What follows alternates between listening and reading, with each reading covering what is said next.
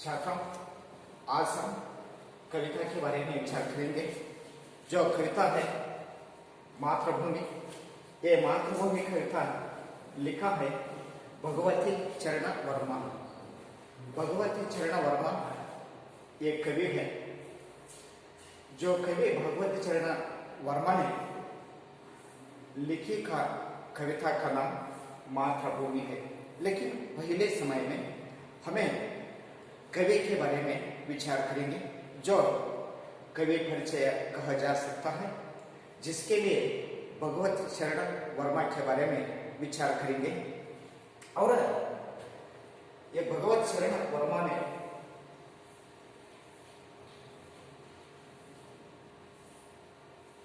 कवि परिचय भगवत चरण वर्मा।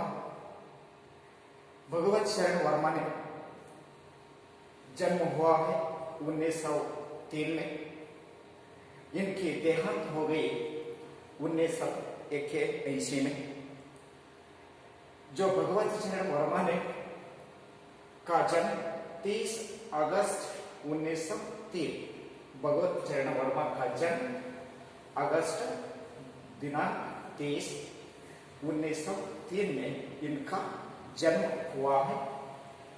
को उन्नाव जिले उत्तर प्रदेश के शेतीपुर गांव में हुआ था। भगवत चरण वर्मा का जन्म अगस्त 30 तारीख 1903 में हुआ।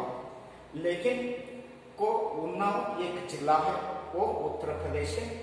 उत्तर प्रदेश में उन्नाव जिले के शेतीपुर नामक एक गांव है।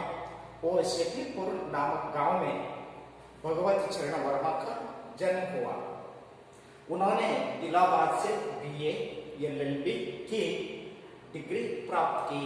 वर्मा ने इलाहाबाद से BA it means bachelor of arts और LLB लॉ की डिग्री प्राप्त की है। उन्होंने विचार और नवजीवन नामक पत्रिकाओं का संपादन किया था। भगवत चरण वर्मा ने विचार और नवजीवन, भगवत चरण वर्मा ने विचार और नवजीवन नामक पत्रिका है। जो पत्रिकाओं में इनके भगवत चरण वर्मा ने संपादन किया था। आकाशवाणी के कई केंद्रों में भी सेवा की थी। वर्मा जी ने आकाशवाणी के कई केंद्रों, लेकिन आकाशवाणी में बहुत तरह से केंद्र है। जो केंद्र में भगवत चरण वर्मा ने सेवा की है। उनके चित्रलेखक उपन्यास पर 2 बार फिल्म निर्माण हुआ। भगवत चरण वर्मा ने चित्रलेखक उपन्यास है, वो चित्रलेखक उपन्यास पर 2 बार फिल्म निर्माण हुआ। इसके लिए जो फिल्म बनाई हुआ है। दूसरा उपन्यास भूले बिसरे चित्र, ये पहला उपन्यास है। चित्रलेखा ये पहला उपन्यास है। वो पहला उपन्यास चित्रलेखा में फिल्म इंडस्ट्री ने जो चित्रलेखा के बारे में फिल्म किया है। और दूसरा उपन्यास है, जो दूसरा उपन्यास भूले बिसरे चित्र। दूसरा उपन्यास का नाम क्या है? भूले बिसरे चित्र। ये दूसरा उपन्यास का नाम है। साहित्य अकादमी पुरस्कृत है। लेकिन दूसरा उपन्यास भूले बिसरे चित्र साहित्य की अकादमी से पुरस्कृत है।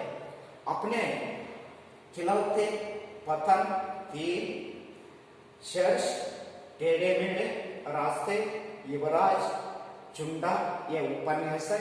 मेरी कहानियां जो अभी लिखी है। लेकिन भगवत चरण वर्मा ने अपने खिलौने, पतन, एक, तीर, शीर्षक, टेढ़े मेढ़े रास्ते, युवराज, चुंडा उपन्यास है। मेरी कहानियां, ये भगवत चरण वर्मा ने लिखी।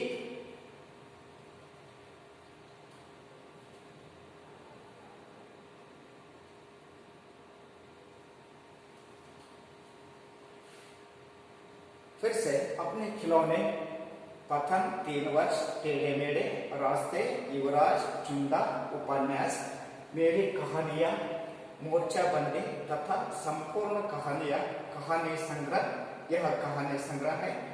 लेकिन भगवत चरण वर्मा ने जो कहानियां लिखी है वो कहानियां इस तरह है। अपने खिलौनी पतन, तीन शख्स, टेढ़े मेढ़े रास्ते, युवराज चुंडा, ये उपन्यास है जो मेरी कहानियां है। ये भगवत चरण वर्मा की कहानियां है। मोर्चाबंदी तथा संपूर्ण कहानियां, यह कहानी संग्रह है। लेकिन संपूर्ण कहानियां जो कहानी संग्रह है। मेरी कविताएं सविनय और एक नाराज कविता, ये एक नाराज कविता, ये कविता संग्रह है। मेरे नाटक, वसीयत नाटक आदि उनकी अन्य लोकप्रिय कृतियां हैं। लेकिन भगवत चरण वर्मा ने नाटक लिखी है। वो नाटक के नाम क्या है? मेरे नाटक, वसीयत एक नाम से नाटक है। आदि उनकी अन्य लोकप्रिय कृतियां हैं। भगवत चरण वर्मा ने 5 अक्टूबर 1981 को वर्मा जी का देहांत हो गया। भगवत चरण वर्मा ने अक्टूबर 5 तारीख से 1981 को वर्मा जी की देहांत हो गई। इसी तरह भगवत चरण वर्मा ने हिंदी साहित्य में एक श्रेष्ठ व्यक्ति है और आदर्श कवि है। जो आदर्श व्यक्तित्व के बारे में, भगवत चरण वर्मा के बारे में आज हम जो कविता के साथ उनकी परिचय भी प्राप्त कर ली सकी है। जो ये भगवत चरण वर्मा ने कवि लिखता है, कविता ने लिखी है, वो कविता के बारे में फिर से हम विचार करेंगे। पहले समय में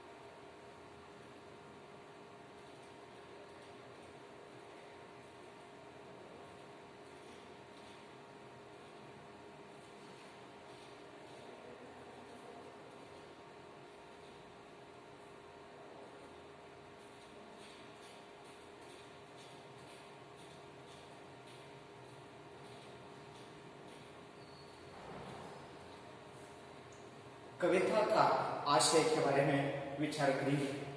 भगवत चरण वर्मा ने कविता लिखी है मातृभूमि। वो मातृभूमि कविता का आशय के बारे में विचार करेंगे।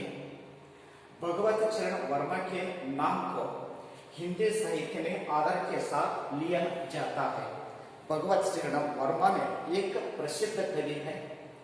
वो प्रसिद्ध कवि के नाम हिंदी साहित्य है, जो इस तरह कन्नड़ साहित्य और इंग्लिश साहित्य, संस्कृत एक साहित्य, उसी तरह हिंदी एक साहित्य है। वो हिंदी साहित्य में इनका नाम आदर के साथ लिया जाता है।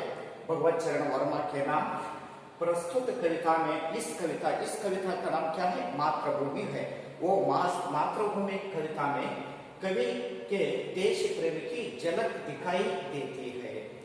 कवि का आशय है मातृभूमि में, ये मातृभूमि कविता में कवि का जो देश प्रेम होता है, वो देश प्रेम के बारे में कवि ने इस कविता में प्रस्तुत की गई है। वे मातृभूमि को प्रणाम करते हुए, कवि ने मातृभूमि को प्रणाम करते हैं और प्रणाम करके साथ उसने विद्यमान अपार वन संपद, खनिज संपद का वर्णन करते हुए भारत के महान विभूतियों का स्मरण करते हैं। वो भगवत चरण वर्मा ने मातृभूमि कविता में विद्यमान अपार वन संपद, खनिज संपद का वर्णन करते हुए भगवत चरण वर्मा ने विद्यमान के बारे में और वन संपद के बारे में और खनिजों के बारे में और इसी तरह भगवत चरण वर्मा ने इस कविता में महान विभूतियों को, महान व्यक्तियों के बारे में भी स्मरण करती है। इस कविता से भारत की महानता का परिचय प्राप्त होता है। इसी तरह जो कविता का आशय है वो कविता से भारत की महानता का परिचय प्राप्त होता है। इस तरह ये कविता का आशय है। जो कविता का आशय लिखकर कवि ने जो मातृभूमि का पद्य लिखी है वो पद्य इस तरह है।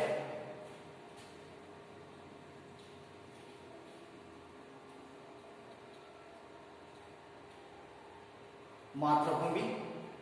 इस कविता के द्वारा कवि मातृभूमि की विशेषता का परिचय देते हुए छात्रों के मन में देश प्रेम का भाव जगाना चाहते हैं। लेकिन भगवत चरण वर्मा ने इस कविता द्वारा मातृभूमि की विशेषता, मातृभूमि का विशेषता के बारे में विचार करती है और वो मातृभूमि का विशेषताओं के बारे में छात्रों को परिचय देता है।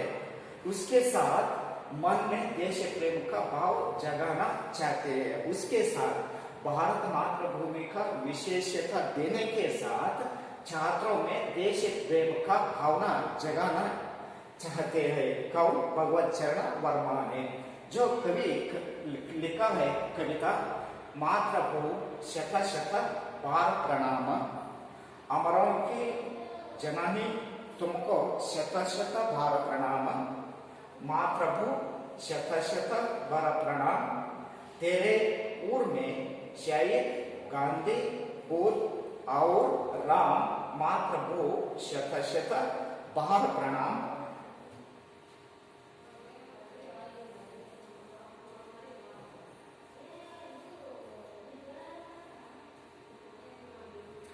हरे भरे हैं खेत सुहाने, फल फूलों से युक्त वन उपवन तेरे अंदर भरा हुआ है, खनिजों का कितना व्यापक धन, मुक्त हस्त तो बांट रही है, सुख संपत्ति धनादान, मातृभू शत शत बार प्रणाम, एक हाथ में न्याय पता, ज्ञानदीप दूसरा हाथ में, जगह का रूप बदल दे हे माँ, कोटि कोटि हम आज साथ में गूंज उठे जय हिंद नाद से, सकल नगर और ग्राम मातृभू शत शत बार प्रणाम। इस तरह भगवत चरण वर्मा ने जो कविता लिखी है, ये कविता के सारांश, ये कविता के विश्लेषण के बारे में विचार करेंगे। पहली एक स्टांजा है, पहली का एक पंक्ति आ जा सकता है। उस पंक्ति में 1 2 3 4 5, लेकिन यहाँ पर मातृभू शत शत बार प्रणाम।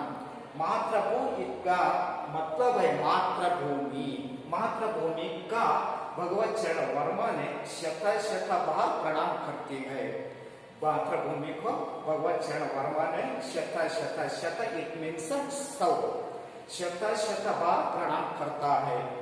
अमरों की जननी, जो अमर इट मीन्स इमॉर्टल कहा जा सकता है, जो मरना न होना चाहिए व्यक्तियों को हमें अमर कहा जा सकता है। इसी तरह भगवत चरण वर्मा ने अमरों की जननी, मातृभूमि किस तरह है, अमरों की जननी है, तुमको शत शत बार प्रणाम करता हूँ।